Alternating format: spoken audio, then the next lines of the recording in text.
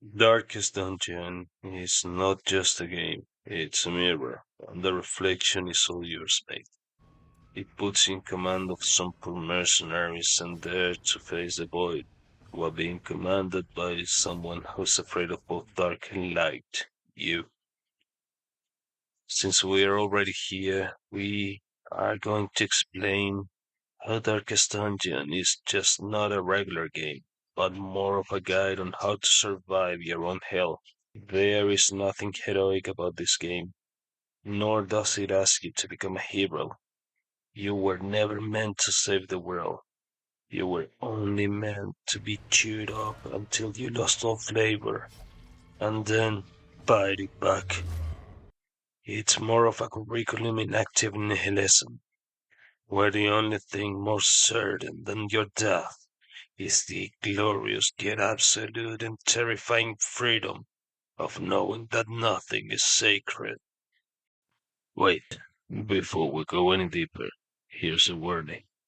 We are about to discuss the anatomy of a breakdown.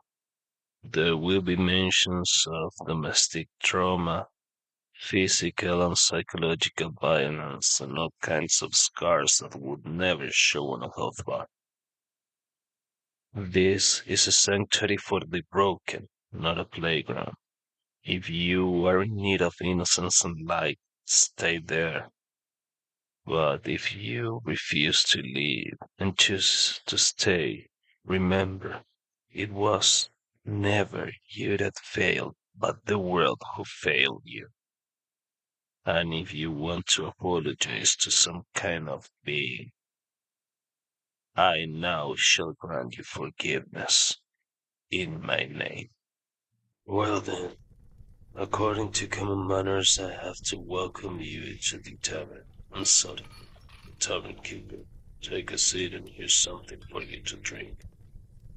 Most people, they play games to escape. I dissect them, and also they think everything runs away from reality. Today, we are delving deep into a roguelike that truly knows what the anatomy of a breakdown looks like. This video is not about metabuilds, optimizations, or anything you can find anywhere on YouTube. We are here to dive straight into the eye of the abyss and learn how it works. After all, for those who have been to hell and back, or have faced groups in the dark alley just to get out, beaten up and scarred for life, those who have felt a screwdriver entering the flesh between their ribs from their back or watched how their own mother looked at them with utter hatred while hitting them with metal objects. Yeah, you, my brother or sister, you already know that the darkest dungeon is not in any map, but inside your head. The Hamlet, it is not a dreamscape. It is a land so putrid, so spiteful, that nobody even bothered to name it. Here, it is where you hire mercenaries, not comrades in arms but sellswords. You may also heal them and level up from time to time and maybe buy something here and there. But just like in everything, you must rise from the rubble. You are not a god-sent hero whatsoever. You're just some messed up piece of crap commanding his group of god-forsaken scumbags into slaughterhouse. But, mate, here is a cold truth that needs to be said. This Hamlet, it is your only asset. It is the split second between the blows of a world that wants you to bleed, where you can actually sharpen a blade in your fangs in order to bite back. You never came here to find peace. You were always here for the utility. You would fix a broken blade just like a broken mercenary, because a broken tool will never be able to strike back. If you don't manage the stress of your crew in the Tavern or Abbey, the next screwdriver won't just hit the ribs, it will puncture your soul. Then, once a week has passed, the Stagecoach brings new souls for you to toy with. Darkest Dungeon. This is a hard trail onto you early on. People, these mercenaries, they are nothing but resources. Fuel for the furnace of your progress. It reminds me of those scumbags that will only attack when provided with the protection of a group. Anyway, it is in this hell that misplaced mercy is just the end of something or someone. If a sellsword is too broken to be of any use, let him walk. After all, a chain is only as strong as its weakest link. In order to ensure the Hamlet's progress, you have to learn something so simple, so profoundly human, that it's absolutely inhumane. There are things and people that must be left in the dark so that others can bathe in sunlight. No, lacking provision. It is not an act of bravery, but a fool's sound. You are sure to die within the ruins. That is what makes you push forward, little Sisyphus. Those torches and shovels, they are not preparation. You're just an expert in calculating the cost of survival. Here it is where Plautus homo homini lupus hits real hard. You've gotten into those woods already knowing that they are there to make you bleed. Yet you decided it's better to fly close to the sun and have one hell of a ride, Icarus. Because in the end, the abyss doesn't give a damn about how much of a hero you are. It only respects the weight of your will.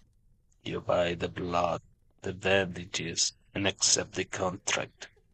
Not because you think you'll win, but because you've realized that the only thing worse than the dark is the cowardice of staying in the light, waiting for the savior who will never come. That's likely. The torch is already flickering, and the active decision to start working all come together into a single moment. The dance of utter decay that you have chosen. They attack, they bite, you bleed.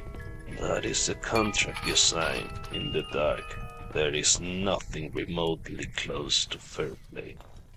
There is no divine protection. There is only the race against the stress rotting your mind, with a sprinkle of health points running through its veins like a timer on a bomb. Yet you strike back, for nothing is sacred in this land. Nothing at all. Every swing of that mace, forbidden incantation, desperate stuff.